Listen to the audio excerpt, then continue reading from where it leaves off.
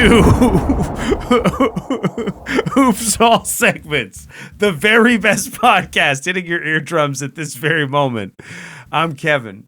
I'm Thomas. Today we are here with special guest from Seattle, our very funny friend, Obediah Freeman. Welcome, Obediah. What up? Hello. Wow. It just dawned on me.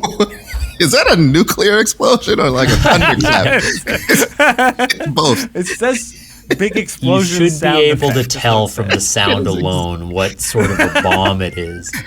Now you're wearing a Seahawks hat. You must be you excited about the Super Bowl. The dang Hawks are going all the way. I know, man. What'd you say? Are they? I just said, are they? Unfamiliar with you? Okay, well, that's you fair. got so mad. I'm so sorry. I didn't need to get It's been a long time for us, man. It's been a long time. Yeah. We're going back, man. I'm excited, man. I've been a Seahawks fan since I was probably like young. I don't know. There's no age.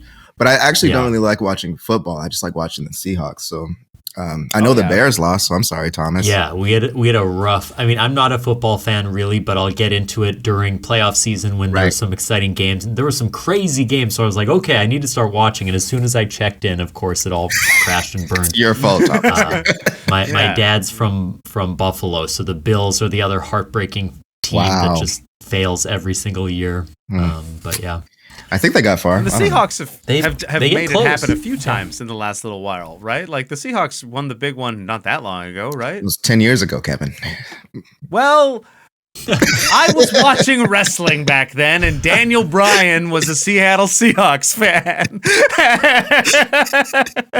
But I guess Daniel Bryan hasn't been in a wrestler for a long time. I don't know. I don't know anything about fucking football. Okay. 10 years ago is a short amount of time if you're the Bills and you have never done it ever. Okay, that's fair. So that's true. That's a good point. It's the fourth time franchise history for us. So I don't know. It's a younger team. It's exciting. Yeah.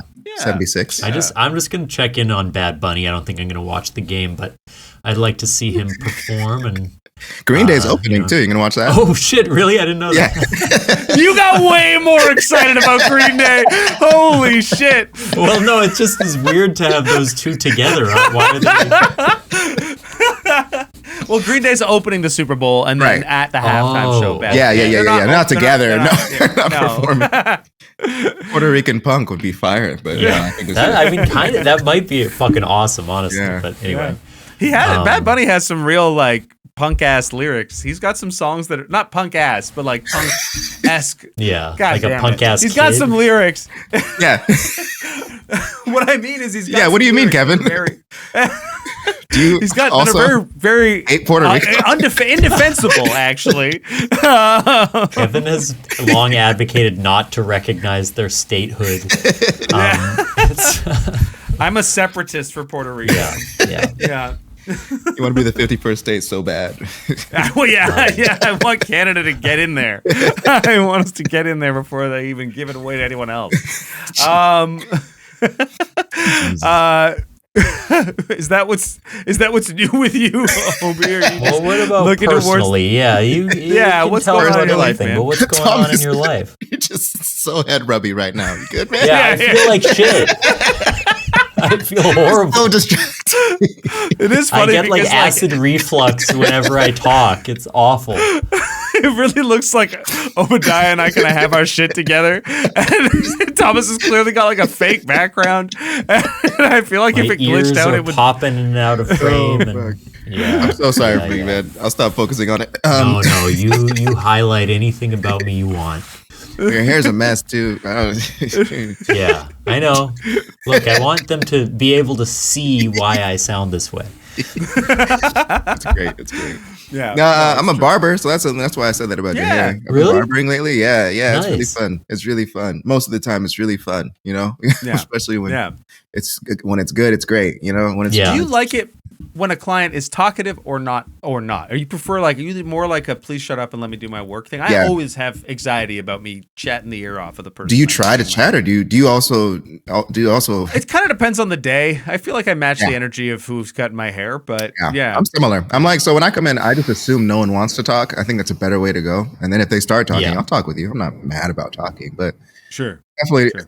I treat it like Uber, like Lyft. Like how do you feel when you get in the car? Like, do you want someone to start like asking you every question? Nah, not me. I don't.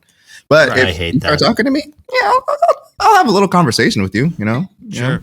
But honestly, just if it's shifted culturally, like that we talk to each other less in general now, because it's like, oh, I want my faceless delivery driver. I want my faceless like Uber. I want my like, just get the service done. I don't need to interact with you as a person. Yeah. Maybe I'm wrong, but I could feel that the apps and everything would promote, let's just stay silent and ignore each other. Yeah, and I think generally I agree with that. I don't know if that's a bad thing or a good thing, but I think that because I feel like many people just like no consent and talking to me is really annoying. Like you're just chatting me up, and I haven't said I want to talk or given you that sort of energy. But I do enjoy a good conversation with like a total stranger. If it ends up that way. I'm guilty of probably being a little bit more on the. I definitely talk through like when I go in the odd times I've been for like a massage. Now it's a little different now because like often I'll go see somebody that I like. It's like a friend of mine who is a massage therapist. Yeah. So it feels more in play to have like a full hour-long conversation. Yeah. But I would do that when I was seeing like just someone I didn't know, and they would be giving me a massage, and I just talk a lot. So you're the type to talk during a massage. That is really weird, I think. Yeah, not I like agree. to shame you, but like I would not find that relaxing. Like I feel feel like the quiet. Relax. Yeah. Yeah. Is it what are you talking about? Like shouldn't they be I mean, whatever you have to say, man.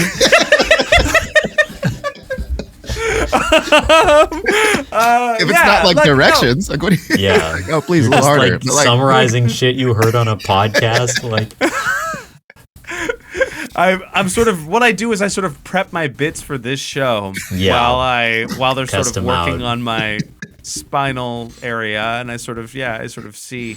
No, I make a lot of small talk. I don't know. I like to find out about people. I like to ask them questions about what they're doing and what they're interested in the city, and what restaurants they like to go to, and what I don't know. I'm a While you're getting a massage. It's weird.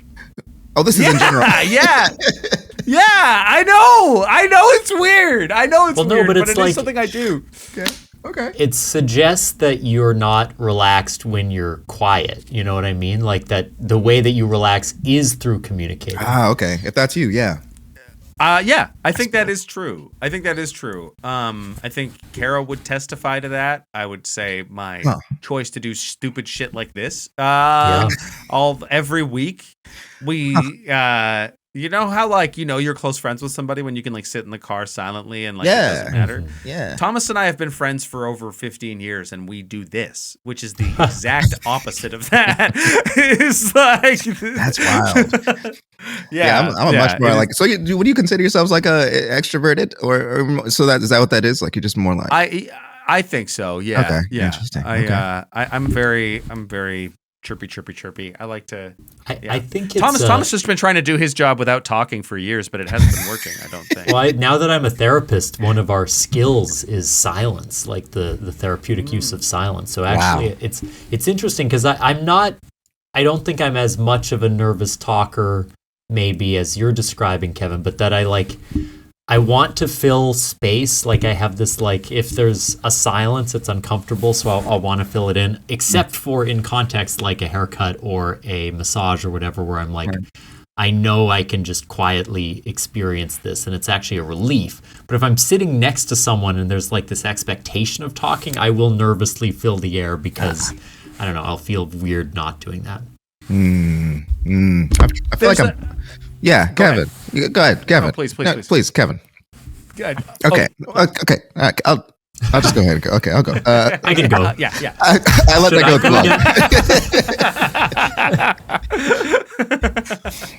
I almost forgot what I was talking about. There's like I'm sort of trained that out of myself. I feel like it's like this anxiety that I hate feeling, and I'm like I get upset at myself if I do talk to someone because I felt like I was supposed to, and then it's just like, well, why did you do that? Now I'm having a fake conversation, and I'd rather not. I'd rather not pull someone into my bullshit. That's I guess for me, this is like genuinely, I feel like if I'm receiving like a service from somebody, right? If I paid them to like, the massage example is a good one. So if that's what I'm paying them to do, there's like a part of me, I think honestly, that feels a little guilty about like the hierarchy of service. And I don't want to like dehumanize this person. So I'm like, I still want you to be, I'm not going to suddenly treat you like you're not, not like that we can't communicate now because you're doing this thing. I went and got like Kara for a month or two ago. We went and got pedicures together, and this may be like the third time I've ever gotten a pedicure. But when we went, the people who were doing the pedicure they didn't have like I don't think they were speaking great English, because when we would communicate it was a bit of a tough thing. Sure. And I found that to be a slightly uncomfortable experience because I don't like being around people who can't speak English. No, I'm kidding. Right. I've noticed this. I've actually noticed this. Yeah. Oh my god. Yeah. ICE is still hiring, Kevin, if you want to come down here. Oh my god. I'm gonna go down there. I'd love to have That's the you. calling I have. I make Thomas have his wedding up in Canada, but I go down there to report to be an ICE agent. No, what it does, I feel bad. I'm like, I don't want people to be in like a servile position to me where we can't like. Servile? But I guess also, come on, man. It's a massage. It's so dramatic. Like you can say hi and be nice before and after, but it's okay to there's music on. It's not like they're like, why isn't he talking to me? Am I just a piece of meat to this guy? Like, this is genuinely kind of something that goes through my head, though. That's fair. Yes. Yeah. It's fair, but it's wrong. Yeah. I would flip it and say they might be much happier not to have to talk to you while they're doing their job. That's just what your experience is. Just because you fucking hate talking to me doesn't mean that you can. You can't speak for other massage therapists. Yeah, oh boy, I get to like get into your deep tissues and hear about the woes of Dreamland Diner. Like, it's such a treat. It also genuinely does usually get fucking political, which sucks. Too. I'm just trying to slowly convert people to capitalism. Capitalism. You're winning, man. It seems like it's working. Yeah, good job. Job well done, Kevin. You're almost done. Yeah. Late stage. Yeah, just got a couple more weeks to go, and we should be where. Jesus, where we need. Oh my god. Okay, no, I think we're gonna move on. We can move on. Well, no, you were gonna talk about being a barber before. Yeah, but that's what I was gonna say, because I feel like as a barber, and I'm to attest to what Thomas is saying, when someone comes in and they're chatty you could tell when someone's chatting because they just want to say something, or like they're just uncomfortable, or they're just like, well, how's your day? I'm like, well, you're the 8th person I'm cutting the hair of today. So I don't, I mean, I hate to recycle an answer, but I have like a list of answers that I give to people who ask me, how am I doing? Yeah, good. This is what I did this weekend. I'm present. I'm participating in society. These are things that I've written in my phone as responses to say to people. They ask you how you're doing, and you quickly reference your phone. I would hate to be. Just gotta get the face ID to notice me. Yeah. You think your clients are talking to each other after? Like, well, he said he was doing fine to me. What did he say to you? Yeah. I love like a good it's bad. It's bad today. Like, why? Do you really want to know? Or are we just we just talking? It's a fake question. Is there like with a restaurant? Is there a particular style that if someone comes in and is like, I want you to cut my hair like this, that you're like, oh, this is the tough one. Yeah. What's the what's your nightmare haircut? The nightmare haircut is probably like a blowout taper fade. It's like what is if you ever seen taper fade? If you ever seen an 11-year-old who plays soccer, they have this haircut. That's every 11-year-old. It's so popular. 11-year-old soccer. Don't Google it. Yeah. Yeah. It's basically. This is the broccoli cut. Yeah. I like that a lot. Yeah. You could just look up the haircut, sort of, Kevin. You don't have to look up 11-year-old building planks. Paul Brothers haircut. Yeah. Yeah, that one. I'm sure you found it the other way. What makes it particularly tricky? It's just like it's just predictable, and it's not really a nightmare. It's just like, oh, this kid's gonna definitely want this, and I have 30 minutes to do it, and it's just like it's like a low fade, and it's just touchy. Usually, kids are way better to work with though, because they don't really have much of a standard of like beauty. It's like they want to see a cool haircut. You can fuck them right up, and no one cares. Yeah, they just want to see a cool haircut, and they never do the small talk. They're just like they don't want to talk because they're nervous. So I'm like, okay, cool, let's just be quiet and just do the haircut. And then by the end, they're like, you like get a little smile on their face, and they get a glance at themselves. I'm like, okay, we're doing great. That's all I need. That's great. Yeah, haircut's done. You can go. A mullet is the other one. The mullet. The first time I did a mullet, I almost cried, dog. It was like, it's like every haircut and a mullet. You have to do like long hair in the back, a fade up here, texture up top, and then bangs. Like, what do we? Why? Yeah, it's so many different I'm styles. thinking about getting a mullet soon. So glad. Yeah. Just don't fucking talk when you're getting it, because they're gonna be white people. Kevin, I feel like you have this almost like you don't get tattoos, but you like to do body modification. Like you like to have like interesting and distinct looks, I think. Yeah, you should see my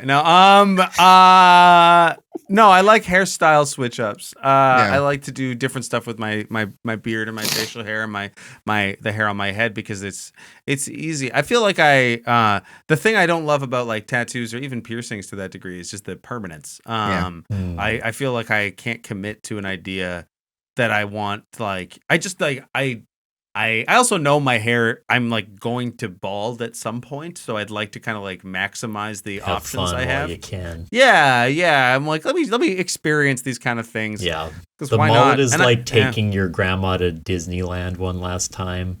It's like what? Let's have a wait a minute. Weekend. What the hell is that? Your grandmother to Disneyland? Well, yeah, what like she's getting old, but you want to give her a magical experience before she passes. Does she like Disneyland? She's a Disney adult in this example. Oh, she's a Disney adult. Okay. Okay. My grandma would have loved Sizzlers, like just like Sizzler. That's also good. I'm going to Sizzler after you win the Super Bowl.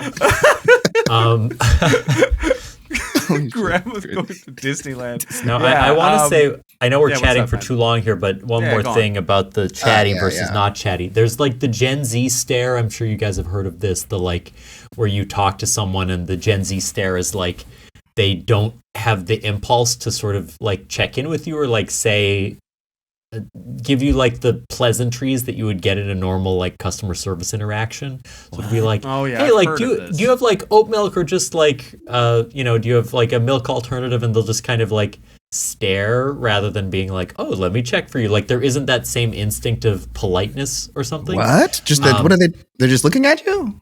Yeah, there's just like a. Rather than trying to make you feel comfortable, there's this sort of just like silence unless they absolutely need to communicate something. Thomas doesn't leave the house without wearing a MAGA hat, so that might have to do with some of this. People are staring at me all the time, and I don't know. I am wearing it ironically, but it's not that clear to other people. No, they wouldn't know that. Ultimately, answer the question like, oh yeah, we do have other milk. I think. In a way, I gave a bad example because it might be more like not a question, but more like, hey, like, good to see you. Like, you're just like making like it might be like you go up to the counter and you're like, oh, I'm just not too sure what I want right now. And there's like no one behind you or anything. Yeah. But they're like they're not going to be like the silence there. But I struggle too or whatever. Like, oh, that was so good. I'm just gonna like. That's your response to I don't know what I'm gonna get. I too have struggled. No suggestions. I put my hand on their shoulder and I look into their eyes. I say, "Hey, man." But I struggled too. But so my friend Holly was talking about this, and it really pissed me off. Where she was at IO Theater, which is an improv theater here in Chicago, and she talked to someone, and she was like, "Hey, I'm looking for this particular room. I can't remember what it was called," and she was just like, do you like know where that is? Like which room that is? And they were just like, no. like acting like it was so weird for her to just come up and ask, like, because they didn't know each other. And then she was like, "Oh, sorry, like we have a rehearsal there, and so we're on the hunt for the room." And the person was like, "You're on the what?" Like they just acted like she was being so weird, and I'm like, "Fucking be nice! Like, why do you have to what like the make someone?" Fuck did you say? That impulse to like act like you're being really weird when you talk to someone is one of my most hated traits. Yeah, like, that person is like a deeply like you know how there's like a certain sect of veganism that's like even anti-hunting, which is totally fair. I mean, hey, whatever. Maybe that person feels really strong about like hunting, and so they were offended that this person said, on the hunt. How dare you? How dare you do that to a room? Yeah. That is fucking predator. That is ridiculous. It's just should we spin the wheel? It takes such little effort to make people feel like they're comfortable and normal, and people will sometimes choose the route of like, I'm going to make you feel really weird and ashamed for something totally innocuous. It's a lost art. Yeah, being kind. Yeah, it is. It is. It is. This show an exercise in being mean to people for being weird and innocuous. Let's spin the wheel. Let's spin that wheel. Woo! What do we got? Mob mentality. Participants must describe how they would most effectively and efficiently amass a following of rabid supporters. Well, these days. Are we spinning again? You could just no, not exactly. This one sucks. This one sucks. Can you read it again? How would you amass? So you want to amass a following of rabid supporters quickly and effectively. Yeah, it's not that difficult actually. You'd imagine. No, you just kind of. Damn, son.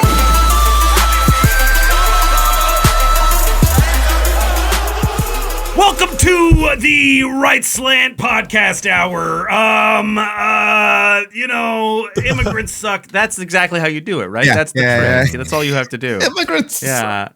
Great. I'm like, that's the thing though, where we would try that and still not get a following. You know what I mean? Like we're like, that's the easy way. We've been sort of dog whistling and pandering to right wing audiences for 160 plus episodes. The Austin comedy move, but just like nobody cares about Kill Kevin. I'm waiting for that Kill Tony invite. Yeah. Kill Kevin. Kill Kevin isn't taking off the same way.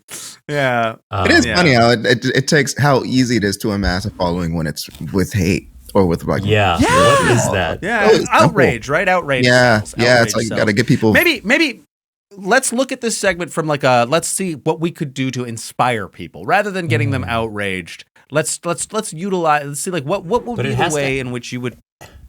It has to actually work. You know, we have to think of like what could conceivably get people excited about something. This might be like an eternal question then, right? Like, I feel like Zoran Mamdani has a great sense of this. You know, like just do the stuff that you say you're gonna do, and then tell everybody that you're gonna do it, and then give people hope, and then follow through on the hope that you gave them, and give them reason to hope again. Which ironically is also what Trump did at first. That's why he and Zoran seem to get along so well. They love each other. They are, they're very great leaders. As populist does. Right. I feel like I could get people behind like a like if here's genuinely something. It would be inspiring outrage, but I do think it would change the world for the better. I think if I started really trying to organize and get people angry with direct messaging about airline exploitation of its customers in terms of like how bad the flying experience has become. Oh my God. Those kind of things. It's such a strong. I mean, it is a classist thing because I guess not everyone's flying. I know it happens a little more commonly in the United States because y'all be flying between states and stuff. Yeah. But no, like is WestJet a sponsor of the podcast? Yeah. No, fuck WestJet, man. Yeah. I will be using WestJet to fly to Toronto in a few weeks, but that's yeah, it's fine. They don't. Good luck. You already have a follower. If this is the route you're going, keep going. I didn't cut you off. Airlines are such fucking. You said fuck WestJet. No. Yeah, what did they do something to you? Oh, WestJet. Yeah, when I came up to do the Winnipeg Improv Festival. It was just, they didn't do anything to me in particular, but they just didn't. They were kind of like Gen Z customer service, It's just like, I can't find my seat. Like, oh. Yeah, it's like, can you help me? Good luck. Like, they put their hand on your shoulder and go, I struggle too. WestJet used to do jokes. Do they still do jokes? What do you mean jokes like on the flight? Like when they would do their like flight announcements, they would do a couple like puns and one-liners and stuff. It was sort of like their thing to be a little funny. Maybe it was in French, or they've done they only do it in French. Maybe they knew that you were an improviser, and they were like, we're not fucking. We can't with him. Now I put my bag under the seat, and I remember pulling it out, and the whole cushion of the seat came up with the bag. And the WestJet, it's just the seating. You can have that then, I think. They're the airline that does like the standing room, right? They're like talking about let's put standing seats in the front of the plane. Oh no! Yeah. I thought they were. I genuinely didn't realize they were the evil, shitty airline. I thought I thought Air Canada was is also evil and shitty. To be really? What the fuck? Every airline is equally bad, but this is what I'm saying. We got to band together. Well, no, we got to fucking do something. You got it. Real idea. I think, Kevin, if it were legal.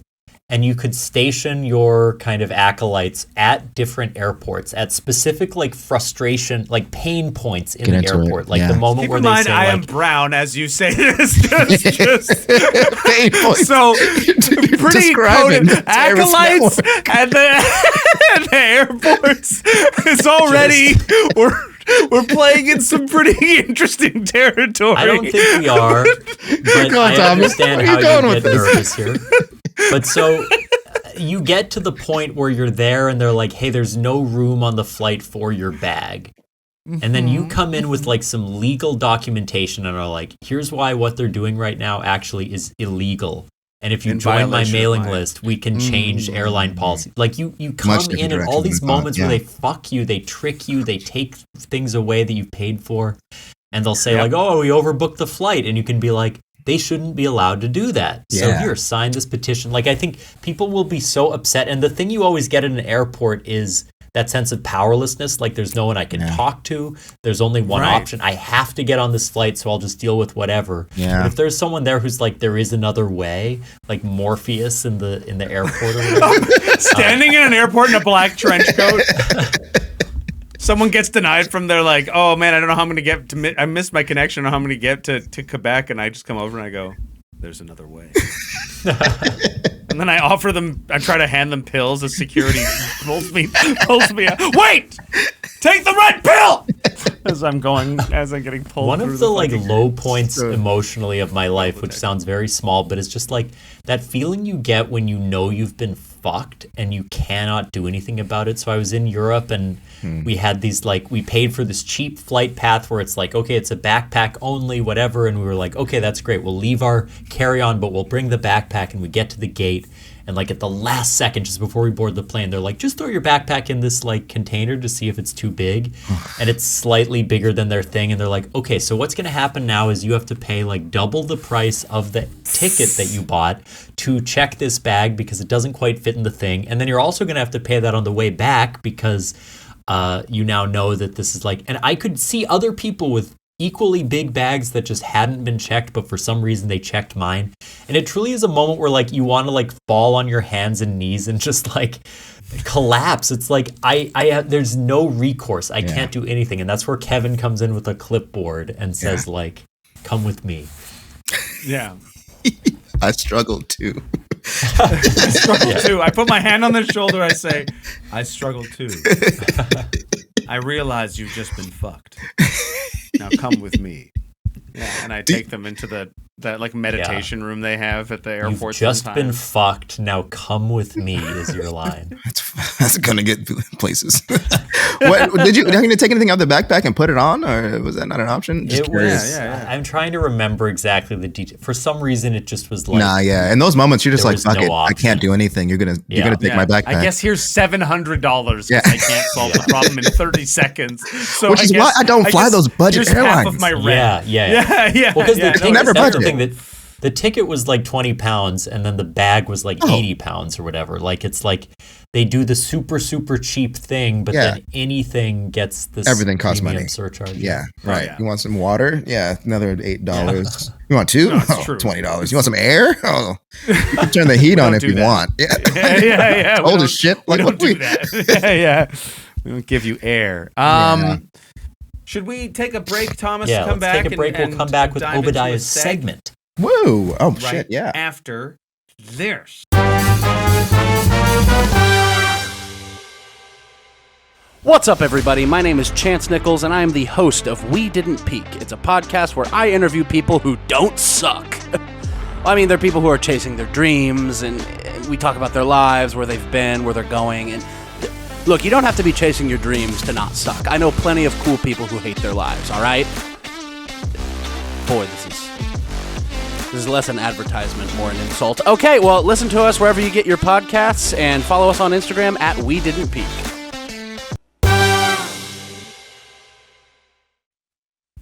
We have returned, landed safely, and Obadiah, do you have a segment for us? Yeah, I was thinking about this one. Well, I was thinking about two, but now I'm thinking about this one. Since this is up around Valentine's Day, like doing a little speed dating type of thing. Ooh, yeah. Yeah, but I don't. We do this on stage at Unexpected Productions, where I perform, and an associate artistic director. Congratulations. Thanks. Yeah, it's new. Is that new? That's new. Yeah. Congrats. Well, I know Tony just got AD, so I was like, yeah. We have an artistic team now. He's leading it in a great direction, like getting awesome. Sort of democratizing creativity, which is hard and rare. No kidding. That's cool. Good for him. Yeah. But we do this game where we go out on stage and we do this. Let's see, like we go out, one person goes out, and then everybody else comes out as a different person that they may or may not date. They decide whether or not they would. We go to the next person. Yeah. I don't know how to do that in this format, but we're going to try it. Is the first person sort of playing themselves, or are they a character? You could be whatever. Oh, you mean the person like receiving the date? The static. Usually, you see what happens. I mean, whoever that is to you. Yeah. I'll start because we could. So sure. You'll date Kevin and I. I'll date Kevin and you. You show up in one of the facets of yourself. Maybe not the one you are now, but like pick a mode. Yeah. See where that goes. And then I'll just I'll say next, or I'll say stay, and then we'll switch who's doing it. Sure. Cool. All right. Cool. Sure. Kevin, why don't you go first? Yeah, come on in, Kevin. Sure. Come. Hey, was crack-a-lackin'. Next, I think I'm gonna move on from that one. Hi, is the seat taken? No, come on in. Great. You're a little cutie. Oh, thanks. You too, cutie. Yeah. Oh, well, wow. I'm flattered. Wow. I have never done one of these things before. Okay. I'm gonna say next real quick because you're not blinking. Okay. It's just a blinking thing. It's just a small thing. How often should I be doing it? I'm finding out as we go because it's really missing. It was nice. Okay. Yeah. Hey, what's up? Hey. So, do you mind if I take a seat? Yeah, I don't mind. Yeah. I'd love if you took a seat. Hey, I love Sam Darnold. Okay. Yeah, me too. The Seahawks. Yeah, they saw the hat. Yeah. He's great. And George Holani. Tell me more about him. You know. Yeah, I wish I could. Yeah. I'm hoping we can. Get a couple yards under the belt over here between you and I. Okay, all right. Yeah. Okay. Yeah. Stay. I'm gonna stick with this one. I like this one. I like how you observed what was happening in the room and you decided to make comments about it. I thought you were really grounded in that, and you blinked. So. Yeah. That's nice. I'm So glad. now I'm we're glad dating that Kevin's character. Is that how this works? Yeah. Yeah. Well, you can just be Kevin. Kevin will be Kevin, and we can, date Kevin. Yeah. Sure. Whoever wants to start. Hey. So, pardon me? I said, hey. Hi. How tall are you? Yeah, I'm 6 feet tall. How tall are you? You're 6 feet, really? Or do you just say that? Next. Okay, next. Yeah, next. Yeah, obviously next, right? I don't know what that was. You gave a lot of time. Yeah. Well, I wanted to see what I honestly needed to hear them more. Yeah. And then I didn't need to see any more. Yeah. Curiosity killed the cat. Hello. Hi. How are you? I'm good, man. How are you? You're doing okay. I'm doing fine. You kind of remind me of my family. Oh, so yeah. Well, we could. You said you're good? No? Is that a no? Yeah. No. Sit down. It's good. It's good. Okay. All is good. Yeah. You know, we could be family. You know, you want to be family. Well, that would be a problem, right? If we were family, legally maybe, but not morally. Well, next. Obviously, next, right? Can't gray area that weird part of things. Right, yeah. Okay. Marriage is family, right? I don't know. Yeah. Oh, there you go. Hello. Do not look at me. Hi. Do not look at me. Okay. In 30 seconds, a black car is going to pull up outside of this building. You're going to get into that car. Yeah. A man is going to ask you your birthday. You're going to say April 12th, 1981. That is the passcode. That's not my birthday, though. He's going to take you to Parliament. Parliament? What am I going to Parliament for? You're going to Parliament because you are infiltrating a top secret government org. Yeah. This has been in the works for years. You are the key to our resistance. Don't look at me. I said don't fucking look at me. I don't know. I'm sorry. Next, I guess. Next. Hey, I'm the driver. Get in this car and come with me to Parliament. I can't. Next. I don't want to go to Parliament. Hello, I am the Prime Minister, Mark Carney. I'll stick with him. I'm a fair weather fan. I like to speech at the World Economic Forum, so he gets my. Yeah. There it is. Okay, T. You're I'm excited to meet these people. Yeah. How you doing? Oh, pretty good. Essay taken. Is that Irish I hear in your voice? Yeah, right. From over across the pond. Oh, how long have you lived here? No, lived here. Here, be in Chicago. Yeah. Yeah, well, a couple months now. Not too long. Just came over. Just popped over. It's kind of buried out of the ground, like. You buried? You dug your way here? Yeah, I sort of came under the ocean, came under the ground, sort of built a tunnel, like a Bugs Bunny kind of thing. Like you have him over here? Do you have a Bugs Bunny over here? Do I have a Bugs Bunny over here? So for us, that's right. That's what I would do. That's just a character for us. That's not a guy. Do you know what I how mean? Bugs Bunny when he goes and he takes a left at Albuquerque because he's been digging under the ground. That's what I was doing. So what's the Irish Bugs Bunny? I'm curious. Do you guys have your own cartoon? Elmer Fudd, obviously. No. Not obviously. Obviously, Elmer Fudd. Elmer Fudd is clearly an American creation, voiced by Mel Elmer Blanc. Fudd represents fighting back against tyranny. Does he? He's trying to murder rabbits and ducks, mainly. He's murdering a rabbit who runs the show, who leads the whole thing. Bugs Bunny's the main mascot, isn't he? Look, if this is going to get political already, I feel like this is just not a good fit, so... Is this not a massage?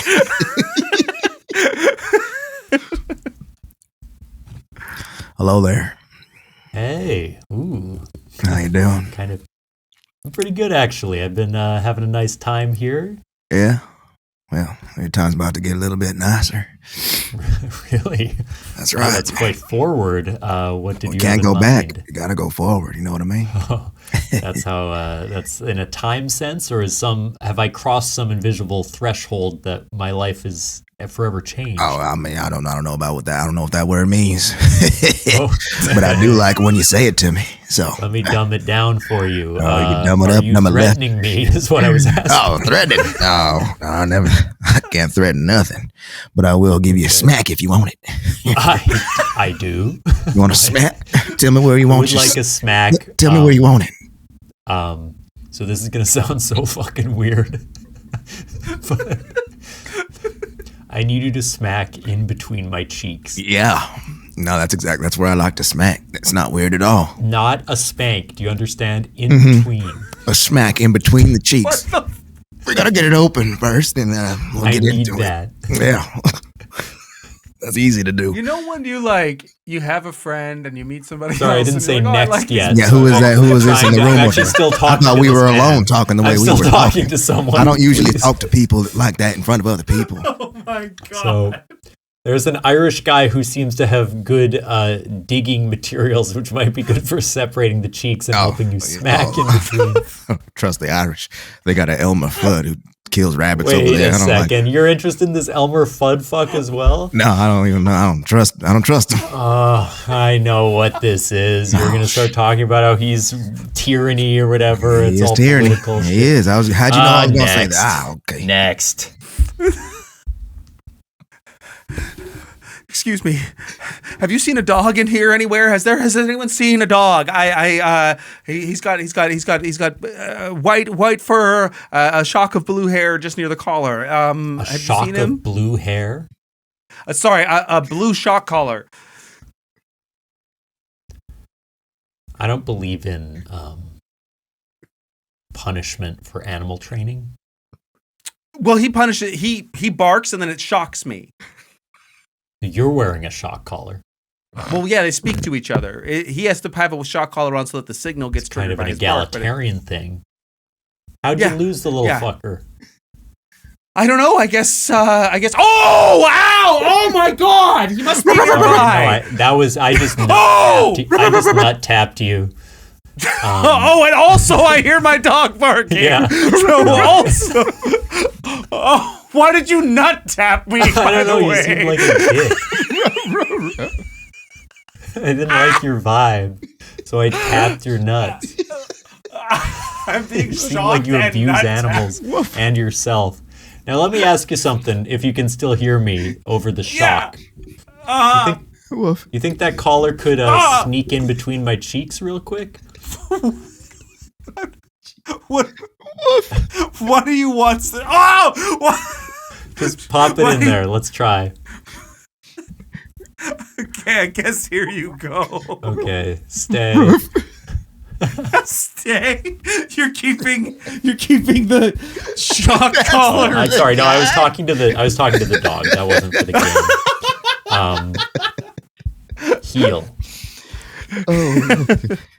I almost fell out of my chair. That's the segment. It's the segment. Speed dating. It worked. Pretty good. It worked. A lot of colorful characters in that cafe. Yeah. What a fun little place. Have either of you guys ever gone speed dating? No. I missed that era. No, I was. Yeah. Well, I have friends that are like we have friends that have done it. I don't want to call anyone out on the show. You already have. Yeah. Well, yeah. And that's his now they know. Name. I was something embarrassing about it. I just didn't want to like air someone's. Fair enough. Business, I don't think it's embarrassing. Yeah, I think it's awesome. I don't think so either. Yeah. I think it is good. But his experiences have often been negative. But yeah. Yeah. What? Okay. I'm interested. Like, why are they negative? I mean, I can't remember, so I can't but I also think that like dating can be shitty. I think that if you do speed dating, you're gonna compress in it. It should that's what dating is. You're doing it faster, so you're gonna have some experiences that blow ass. Faster. Yeah. You say blow ass? I did. I did say blow ass. Right, sort of in between the cheeks, as they sort of say. Genuinely disgusting thought, by the way, Thomas, for you to smack in between the cheeks. I don't know what. Vivid. There's something about that that's so vivid. I was being the voice of reason in that scene. You were. Yeah. Oh, yeah. You were. My brothers used to say that if somebody with a flat butt had a hole in a wall, and that's what that makes me think of. I watched Obediah do a hard reset of his brain when I said that. What are you talking about? What did you mean and why? Why did you say It's like, well, I guess because they were probably like, I don't know, they were probably like objectifying women. I think they were just talking about people's bodies because my family does that, and they were like, if you notice someone has a flat butt, they're like, that's just a hole in a wall. That's just a hole in a wall. What? As if it was a flat butt, right? If the butt yeah, is no, I flat. get the imagery. Yeah. It's a flat. Yeah, it's a hole in the wall. It's just crazy to say out loud. Yeah. It's not good. It has a long back. You guys have, like, is the Ramberran clan well endowed rear-endedly? What the fuck? Y'all have, like, some cake back there? I think it's all inappropriate, but it's all great. I don't know. I think so. I think we've all. I think so. I don't really know. I've always found it hard to determine this. I think so. But why do you mean you find it hard to determine? What is your baseline? I don't know why. This is crazy, but like, so I'm all my life have only found women attractive. So what I find attractive in a woman's butt, I don't know if it's the same thing that is generally considered ideal in the masculine butt. Okay. And if it is, if the, you know, because we're dealing in like gender norms here a lot, but if it is, then I would say like we're in nobody has a flat butt. No one's rocking any holes in the wall. There you go. Right? Yeah. Thick boys, all of you. Yeah. Good for you. Yeah. Good for you. Yeah. We're Caribbean men. It is what it is. Yeah, you gotta have something back there. I mean, sitting would be hard. Yeah, if you didn't. Yeah. If it was actually just a hole in the wall. Like you have a Lego ass, like it's just like you sit down and your legs go straight out. Is that sort of the Toles clan, Thomas? So I know that your guys' thing is just like a hole in the wall. But if Jack Sparrow came across one of your family members with a flat butt, he might say, "But why is the bum gone?" Thomas. Is it because I said we're Caribbean men that you sort of... Okay. Your only reference for Caribbean men is a guy played by Johnny fucking Depp. Not the only reference, but also rum is a Caribbean thing. So, oh my god, it was actually a pretty fucking good joke. It just took so long. Not a pretty good joke. Not a pretty good joke. It's fine. But why is the bum gone? You don't have to say it twice. That's a WestJet level pun. That's a WestJet level pun. We'll be going to the Caribbean next on this flight, and for any of the flat-butted patrons there, famous Captain Jack Sparrow might ask, "Why is the bum gone?" And then, I guess that's the only part they say over the intercom for some reason. I don't know why. That's some WestJet humor. Some WestJet humor. Okay. Should we do one more segment? Yeah. Let's do a rapid fire. Pew, pew, That was pew. great.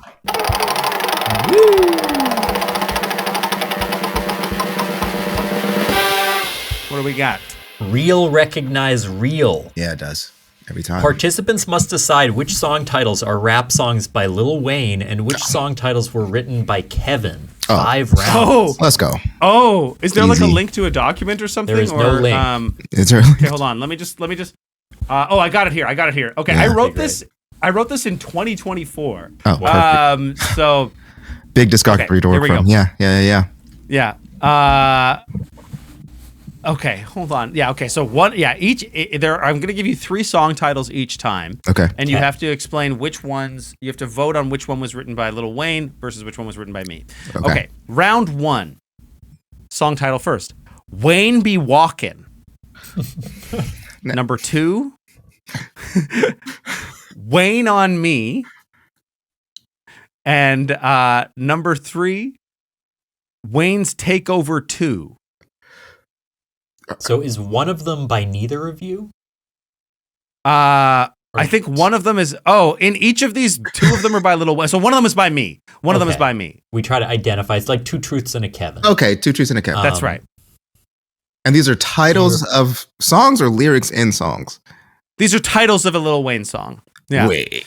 Lil Wayne, you made it has up, also hundreds and hundreds of songs. Okay. Kevin, true. you did not record the song. You just made up a fake title. Is that true? That's right. I don't have like No, I'm not going to play. Play some of each of these songs and let us figure out if it's Lil Wayne or Kevin. So the titles are Wayne Be Walkin', Wayne on Me, or Wayne's Takeover 2. I think Wayne Be Walkin' is you. I don't know. Something about the Ebonics being off. It's a little forced. It's a little forced. AAVE. Could be Wayne, but feels like Kevin. Let's try Wayne Be Walkin', yeah. Okay, yeah, you guys are right. It was Wayne Be Walkin'. Wayne on Me is a real song. Wayne's Takeover 2, also a real song. Yeah. Okay, round two. So Many Guns, I'ma Shoot One. So that's a song title, potentially. Yeah. Second song title is President Carter Speaks. And song title number 3 is Second Amendment. Now, why would Lil Wayne write a song about Jimmy Carter? It's like a question. There is a song, President Carter. Yeah, I know that for a fact. Okay. I love that song. And Dr. Carter. Those are 2 of his best storytelling songs. I love Lil Wayne, by the way. This is great. I love it. Yeah, it's a good segment for you. So then you have a little more expertise than me, but is there one that stood out for you? I do. Okay, so you want me to run it back again? Yeah, run it back one more time. So Many Guns, I'ma Shoot One. Yeah, that's him. President Carter Speaks. Second Amendment. Second Amendment. I think that's you. It's a little more political than Lil Wayne might get. He said all lives matter at one point. So I'm gonna go just for the sake of the contest. I'll go with So Many Guns, I'ma Shoot One. Okay. Obi's right. It's Second Amendment. Second Amendment was mine. So Many Guns, I'ma Shoot One is one, and President Carter Speaks is the interlude after President Carter. Okay. Or before, cool. Which is a good song. And he might have not said all lives matter. I don't run that back just in case he's listening. I don't know if he's Yeah. I'm almost certain that at some point Lil Wayne said some fucked up shit. I mean, like, yeah. I think you said he's never experienced racism, which is fine. You know, that's his experience. I know he's He apologized for his Black Lives Matter comment. I would give him the Gen Z stare if he said that. He'd be like, I've never experienced. I'd be like, okay. So yeah. I struggle too. Yeah, I struggle too. Yeah. Okay, round 3. I Am Money. I Got Some Money on Me. Or I Get Money. These are such subtle distinctions. Distinctions. Really yeah. This is a hard one. Because I know he said all of them. Probably in the same song, honestly. I Get Money is definitely a song. I don't know if it's his song. I get money. I'm going to save that for him. What are the other 2? I Got Some Money on Me and I Am Money. I got some money on me. She gonna shake it. That's another song. Wow, this is good, Kevin. I don't know. Thomas? I think, I Am Money sounds a little weird. So I'm going to go, I Am Money. That's good. Yeah. He said, I am hip hop and I'm not dead. I'm alive, which is like, he will personify an object to make a point. To make a point. So I don't know. I'll go with you, Tom. Well, no, for the sake of what was it? What is the other? I am money. I got some money on me. I got some money on me. And I get money. I got some money on me. I'll just say that's Thomas is right Kevin. This time. It is wow, I was gonna go with you, Thomas. Yes. Yeah. Nice. Yeah, you were. Yeah. Good. Okay. Here we go. Round 4. All right. Sex in the Lounge. Workout sex. Workout sex. Or baseball sex. Baseball sex. These are lyrics? This is something Lil Wayne said. These are titles. These are titles. His songs. Title songs. Baseball sex. Baseball sex sounds. I mean, that's awesome. I hope that's real. I think of all the sports Lil Wayne has rapped about, I think it's never been baseball. But lounge sex in the lounge, workout sex, or baseball sex. Workout sex. Workout sex.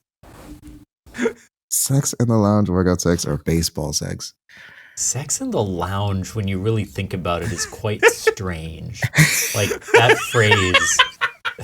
It is. Or the title strange. of a song is pretty odd. Kind of long. It's like it's Sex in the Lounge. A little specific. So I'm gonna guess that one. Yeah. Well, I'm gonna stick with baseball sex. I mean, I feel like Thomas is right, but for the sake, let's see. For the first time, you're both wrong. What? The one that was the one I wrote was workout sex. There's really a song by Lil Wayne called "Sex in the Lounge," and there's really a song by Lil Wayne called "Baseball Sex." Baseball sex. What albums are these from? Do you know? Let's no, not off the top of my head, but I bet if I look baseball sex Lil Wayne up right now, Sex in the Lounge. It's an unreleased song that was featured Mac Main. Came out 16 years ago on the mixtape Comeback Carter. So just to give you a line from this by Mac Main. I take a chick out the park like Barry. She held my balls so long, the ref call her Carrie. So that's some baseball sex. I actually remember that. The ref? Wait a minute. The ref? What is he talking about? Well, there's Mac Main. Mac Main was also I believe he did Grocery Bag was also his that was him. Famous one from Bedrock, right? Yeah. And I've got her like a grocery bag. You just like the hashtag rap era where it's just you say something in the basement. Okay, final round. Final round. Here we go, boys. Number 1, Pussy Monster. Yeah. Number 2, Pussy MVP. Okay. And number 3, Pussy Pirate. Pussy Pirate is Kevin. I know Pussy Monster is low. Pussy MVP? I don't know. It seems that's Pussy also MVP. I'll guess Pussy MVP. That's on the edge, but I'm genuinely pretty sure that it's. What was the last one? Pussy. You don't want to go with Jack Sparrow, Thomas. You don't want to go with the Pussy Pirate. I did write Pussy Pirate. Pussy Pirate was you. Okay. Yeah. Pussy Pirate was me. Pussy Monster and Pussy MVP, both famous Lil Wayne songs. What a pioneer. You did good, OB. I'm glad we had somebody on who knew Lil Wayne. There was a chance that we ended up. There was a chance that we did this with like an old Tony? white comedian from Tony. Tony Beeman,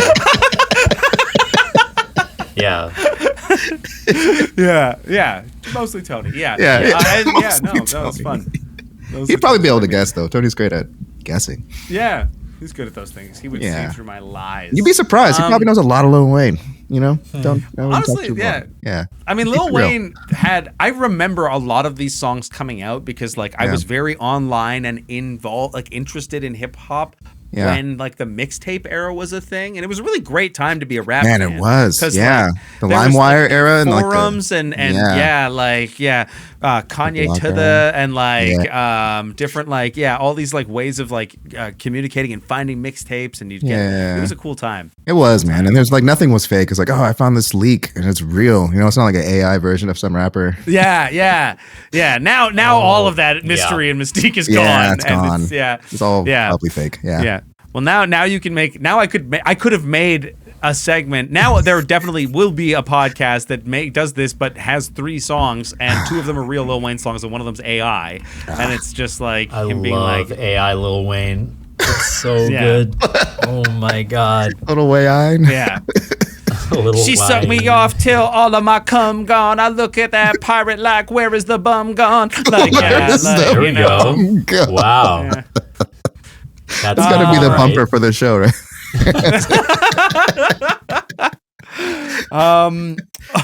Obediah, do you have anything you want to plug going on? That the listeners could listen to? Sure, yeah, I got some stuff right now. We're doing at Unexpected Productions in Seattle at the Market Theater. We have Black Ice coming up. It's the American sitcom. We base stories off of the work of Norman Lear and his writing associates. Doing shows that are just based off of modern day or just current issues, and then playing with what does it look like to have a group of people who work together, or a family or neighbors. What does it look like for them to live in this place where this thing is happening, and exploring the American sitcom journey, ups and downs, funds and hard times and all that. It's a really great show every Sunday in February, except for Super Bowl Sunday, which is the 8th. We'll be doing Go Hawks. Go Hawks. It'll be on the 12th. February 12th. And that is what's coming up next. And I'm cutting hair, so hit me up. Yeah, go get a Logan Paul-esque fade. There you go. Get a safer fade blowout. And don't say shit to him while he's cutting your hair. Don't even open that fucking mouth. I'll just tell you I struggle too. Yeah. yeah. If you're in Winnipeg and you like the idea of that speed dating show, you can catch Love is Blank on February 14th on Valentine's Day. I'll be doing that show with friends of the show, Stephen Sim, Katie Curtis, a whole bunch of the Club Soda gang over at the Gas Station Arts Center. That's at 7 p.m. And then we've got a late night Valentine's Day show at 9 p.m. called Yours Truly. So you'll see a sort of Love is Blind style show at 7. At 9 o'clock, you can come in and catch some love letter inspired improv from real love letters in people's lives. If you want to listen to another podcast, you can check out Thomas and I's D&D show. It's called What We Do in the Basement. It's a Let's Play D&D podcast. I have DM'd it for 80 plus episodes. It's great. And soon enough, you'll hear a holiday episode too, where Thomas comes back into the fray. T-Bone, what you got? Usual stuff, Trigger Happy at the Annoyance, Motorcycle Rocketship, sketch show once a month. It was something that I didn't plug last time, but that might be out soon, is I did something called the Whiskey Radio Hour, which is a live podcast that uses, you do script readings with live Foley effects for an audience, and it gets recorded and released as a podcast. So I think it's episode 31 of the Whiskey Radio Hour. You can check that out. Is it out yet? I don't think so. We just recorded it 2 days ago, so probably not just yet. Cool. And they do live Foley. That feels like it's kind of in the same vein as our show, because we kind of bring in different sort of interesting sound effects. They have like all these props on a table and mics, and so they're making all the sound effects for your scripts while you're performing them. That's dope. Cool.